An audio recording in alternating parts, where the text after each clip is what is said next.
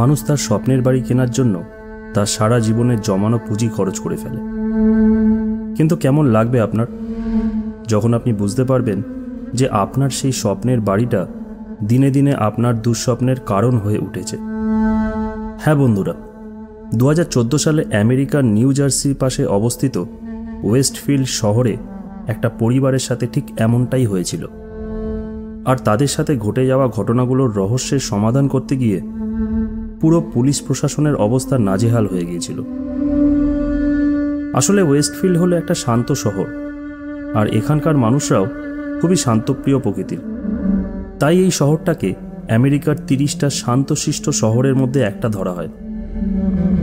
কিন্তু আনুমানিক 54 বছর আগে জন লিস্ট নামের একজন ব্যক্তি কোনো এক অজ্ঞাত কারণে তার পুরো পরিবারকে খুবই নৃশংসভাবে খুন করে, যার ফলে এই শহরটার নাম খবরের শিরোনামে চলে আসে এবং তখন অনেক মানুষ এই শহরটার ব্যাপারে জানতে পারে। কিন্তু তারপর থেকে এখানে আর তেমন কোনো বড়সড় ঘটনা ঘটেনি। তাই ধীরে ধীরে সবাই এই শহরটার কথা ভুলে যায়। কিন্তু সাল 2014-তে ব্রডাস পরিবার এখানে একটা নতুন বাড়ি কেনে, আর তারপর থেকেই তাদের সাথে এমন সব ভয়ঙ্কর রহস্যময় ঘটনা ঘটতে থাকে, যার ফলে এই শহরের নামটা আবার একবার মিডিয়ার মাধ্যমে সারা পৃথিবীর কাছে ছড়িয়ে পড়ে। তাই পুরো ঘটনাটা জানতে হলে এই ভিডিওটা স্কিপ না করে শেষ পর্যন্ত শুনতে থাকুন। বন্ধুরা, আমার নাম অর্ক সরকার, আর আমি একজন স্টোরি টেলার। আপনাদের সবাইকে আমার পডকাস্ট চ্যানেল রহস্য ধারায় জানাই অনেক অনেক স্বাগতম। প্রতি সপ্তাহে এখানে আমি আপনাদের জন্য নিয়ে আসি ভয়ঙ্কর সব সত্যি ঘটনা। যদি আপনারা এইরকম সত্যি ঘটনা শুনতে ভালোবাসেন, তাহলে তাড়াতাড়ি এই চ্যানেলটাকে সাবস্ক্রাইব করে আমার সঙ্গে জুড়ে থাকুন। চলুন তাহলে এবার শুরু করা যাক আজকের এই রহস্যময় এপিসোডটা।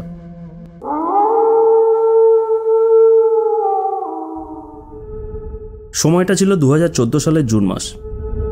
তখন ডেরিক ব্রডাস নামের এক ভদ্রলোক তার 40তম জন্মদিন উপলক্ষে তাদের পুরনো বাড়িটা ছেড়ে নতুন বাড়িতে এসে থাকার সিদ্ধান্ত নেন। ডেরিক নিউ ইয়র্কের বাসিন্দা ছিলেন, আর উনি একটা ইন্স্যুরেন্স কোম্পানিতে ভালো পোস্টে জব করতেন। ডেরিকের ওয়াইফ মারিয়া ব্রডাস ছিলেন একজন হাউসওয়াইফ, আর ওদের 3টে মেয়ে সন্তান ছিল। হাজব্যান্ড, ওয়াইফ আর এই 3টে বাচ্চা নিয়ে একটা 3 কামরার বাড়িতে থাকতেন ব্রডাস পরিবার। কিন্তু তাতে তাদের খুবই অসুবিধা হচ্ছিল, আর তাই ডেরিক নিউ জার্সির ওয়েস্টফিল্ড শহরে একটা 6 কামরার বাংলো বাড়ি কেনেন, যার অ্যাড্রেস ছিল 657 বোলেমার। এই বাড়িটা কেনার জন্য সেই সময় মোট $1.4 মিলিয়ন খরচা হয়েছিল, আর সেই টাকা জোগাড় করতে গিয়ে ডেরিক তার সারা জীবনের সব জমানো টাকা খরচা করে ফেলে। বাংলোটা কেনার পর পুরো পরিবার খুব উৎসাহিত হয়েছিল। তারা শুধু অপেক্ষা করছিল যে কখন তারা তাদের এই নতুন বাড়িতে আসবে। কিন্তু বাড়িটা কেনার পর ডেরিক দেখল যে বাড়িতে অনেক মেরামতের কাজ বাকি আছে। তাই ও কিছু লোকাল মিস্ত্রির সাথে এই ব্যাপারে কথা বলে এবং তারপর ভালো মিস্ত্রি দিয়ে বাড়ির মেরামতির কাজ শুরু করে দেয়। ডেরিক মাঝে মাঝে এসেই মিস্ত্রিদের কাজ কতদূর এগোলো সেটা দেখে যেত।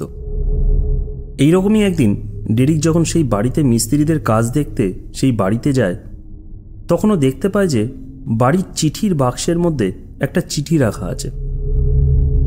ডেরিক কিছুটা অবাক হন, কারণ বাড়িতে মিস্ত্রিদের কাজ চলার জন্য ওর পরিবার এখনও এখানে এসে থাকা শুরু করেনি। তারা তাদের পুরনো বাড়িতেই রয়ে গেছে। তাহলে এই চিঠিটা কার? ডেরিক চিঠিটা খুলে পড়তে শুরু করে। বন্ধুরা, চিঠিটা ইংরেজিতে লেখা ছিল, আর তাই আমি সবার বোঝার সুবিধার জন্য এখানে সেটাকে বাংলায় অনুবাদ করে দিলাম। চিঠিতে লেখা ছিল, আপনাকে অনেক অনেক স্বাগতম আমাদের নতুন প্রতিবেশী। আপনি আমাকে অনুমতি দিন আপনাকে স্বাগতম জানানোর। আপনি এখানে আসলেন কি করে? আপনাকে কি এই বাড়ির মধ্যে উপস্থিত কোনো শক্তি ডেকে পাঠিয়েছে? 657 বোলেমার আমার এবং আমার পরিবারের জন্য অনেক শতাব্দী ধরেই খুবই গুরুত্বপূর্ণ, আর এখন এর 110তম জন্মদিন থেকে আমি এর দেখাশোনা করব। আমার দাদু 1920 সাল থেকে এই বাড়ির দেখাশোনা করত। তারপর 1960 সাল থেকে আমার বাবা এই বাড়ির দেখাশোনা করত।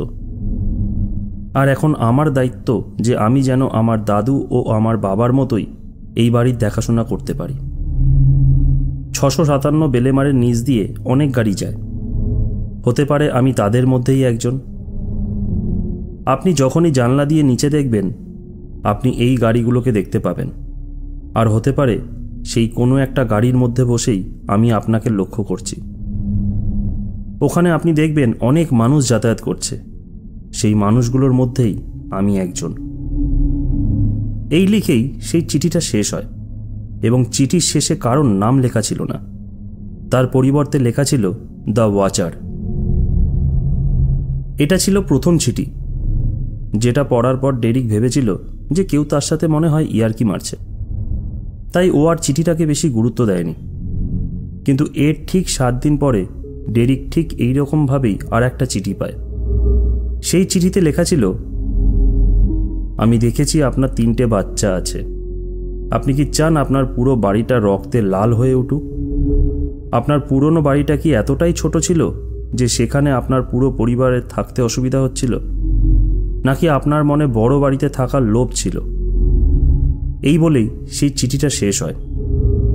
কিন্তু এইবার এই চিঠিটা পড়ে ডেরিক একটু ঘাবড়ে যায়। ও ভাবতে থাকে যে ব্যাপারটা কি, আর কেই বা ওকে এইসব চিঠি লিখে পাঠাচ্ছে। এইসব প্রশ্নের উত্তর পাওয়ার জন্য ডেরিক যার থেকে বাড়িটা কিনেছিল তার সাথে দেখা করেন এবং ওনাকে সব ঘটনাটা খুলে বলেন। সব শুনে প্রথমে উনি বললেন যে 23 বছর ধরে উনি 657 বেলেমারে থাকছেন, কিন্তু উনি কখনো কোনো চিঠি পাননি। কিন্তু পরক্ষণেই উনি বলে উঠলেন, বাড়ি বিক্রি করার ঠিক 2-3 দিন পরে যখন উনি সেই বাড়ির থেকে সব জিনিসপত্র শিফট করছিলেন, তখন উনি এইরকম একটা চিঠি পেয়েছিলেন। আর সেই চিঠিতে লেখা ছিল, আপনি কেন এই বাড়ি ছেড়ে চলে যাচ্ছেন? আপনার এই বাড়ি ছেড়ে যাওয়াটা ঠিক হচ্ছে না। আপনার পরিবর্তে যে এই বাড়িতে আসবে সে এই বাড়িটা ঠিক করে যত্ন নেবে না। এই বলে সেই চিঠিটা শেষ হয়েছিল। কিন্তু সেই ভদ্রলোক সেই চিঠিটাকে একটা ফালতু চিঠি ভেবে ফেলে দেন। নিজেদের সব ঘটনা শোনার পর তারা দুজনে মিলে ঠিক করলো যে এই পুরো ব্যাপারটা পুলিশকে জানানো উচিত। তাই তারা দুজনে মিলে ওয়েস্টফিল্ড পুলিশের কাছে যান এবং সবটা খুলে বলেন ও চিঠিগুলো দেখান। সব শুনে পুলিশ পুরো ব্যাপারটা তদন্ত শুরু করে। কিন্তু তার মধ্যেই জুলাই মাসে ডেরিক আবার একটা 3 নম্বর চিঠি পান। ডেরিকের পুরো পরিবার আগের 2টো চিঠির কথাই জানত, তাই তারা কেউই এই রহস্যের সমাধান না হওয়া পর্যন্ত তাদের পুরনো বাড়ি ছেড়ে সেই নতুন বাড়িতে শিফট হতে চাননি। যাই হোক, সেই 3 নম্বর চিঠিতে লেখা ছিল, কোথায় আপনারা? 657 বেলেমার আপনাদের খুব মিস করছে।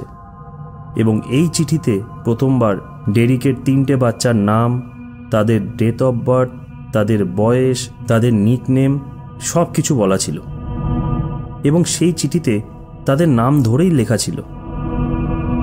এই চিঠিটা পড়ে ডেরিক ও মারিয়া দুজনেই খুব ভয় পেয়ে যায়।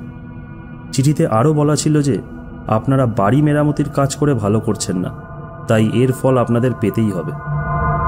সব দেখে পুলিশ ডেরিককে বাড়ি মেরামতির কাজটা বন্ধ করে দিতে বলেন। এরপর এই কেসটা FBI এর কাছে চলে আসে। FBI পুরো কেসটাকে আবার প্রথম থেকে তদন্ত করতে থাকে। ইতিমধ্যে এই কেসটা মিডিয়ার মাধ্যমে সাধারণ মানুষের নজরে চলে আসে। ফরেন্সিক টিমরাও তাদের সাধ্যমতন এই কেসটার তদন্ত করেন, কিন্তু কেউ এই কেসটার ব্যাপারে কোনো রকম কোনো সূত্র পাচ্ছিল না। শেষমেশ আর কোনো উপায় না দেখে ডেরিক এই বাড়িটা বিক্রি করার সিদ্ধান্ত নেয়। কিন্তু ততদিনে মিডিয়ার মাধ্যমে সবাই এই বাড়িটার মধ্যে আসা রহস্যময় চিঠির কথা জেনে গিয়েছিল, তাই কেউ আর এই বাড়িটা কিনতে চাইছিল না। এইভাবেই আরও 2 বছর কেটে যায়। সব থেকে আশ্চর্যের কথা হলো, সেই 3 নম্বর চিঠির পর আর কোনো চিঠি আসেনি ডেরিকদের কাছে। শেষমেশ 2017-তে ডেরিক ভাবে যে এই পুরো বাড়িটাকেও ভাড়ায় দেবে এবং ও একজন ভাড়াটিও পেয়ে যায়। কিন্তু ঠিক কিছুদিন পর সেই ভদ্রলোকও একটা চিঠি পান এবং সেই চিঠিতে বলা ছিল, তুমি যদি এই বাড়িটার কোনো ক্ষতি করো তাহলে হতে পারে রাস্তায় তোমার গাড়ির অ্যাক্সিডেন্ট হয়ে যেতে পারে, অথবা গাড়িতে আগুন লাগতে পারে, অথবা তুমি অসুস্থ হয়ে পড়তে পারো, অথবা তোমার পরিবারের কোনো ক্ষতি হতে পারে, অথবা তোমার কোনো প্রিয়জনের মৃত্যুও হতে পারে। আর এই পুরো চিঠিটা সেই ভাড়াটিয়া ভদ্রলোকের নামই ছিল। চিঠিটা পড়ে সেই ভদ্রলোক খুব ভয় পেয়ে যান, যদিও উনি আগে থেকেই বাড়িতে আসা চিঠিগুলোর কথা জানতেন। কিন্তু যেহেতু সেই ঘটনাটা 2-3 বছর পুরনো, তাই সে বাড়িটা ভাড়ায় নেবার সময় এত কিছু ভাবেননি। কিন্তু আবার চিঠি পেয়ে সেই ভদ্রলোক এই বাড়িটা ছেড়ে চলে যান। এরপর 2019 সালে একজন ইন্স্যুরেন্স কোম্পানিতে কর্মরত ব্যক্তি এই বাড়িটা ডেরিকের কাছ থেকে অনেক সস্তায় কিনে নেন।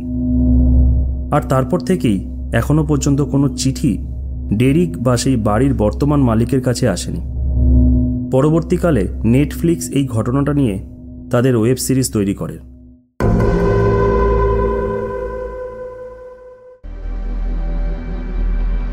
বন্ধুরা, আজকের ঘটনাটা এখানেই শেষ হলো। কেমন লাগলো আপনাদের এই ঘটনাটা সেটা অবশ্যই আমাদের কমেন্ট করে জানাবেন।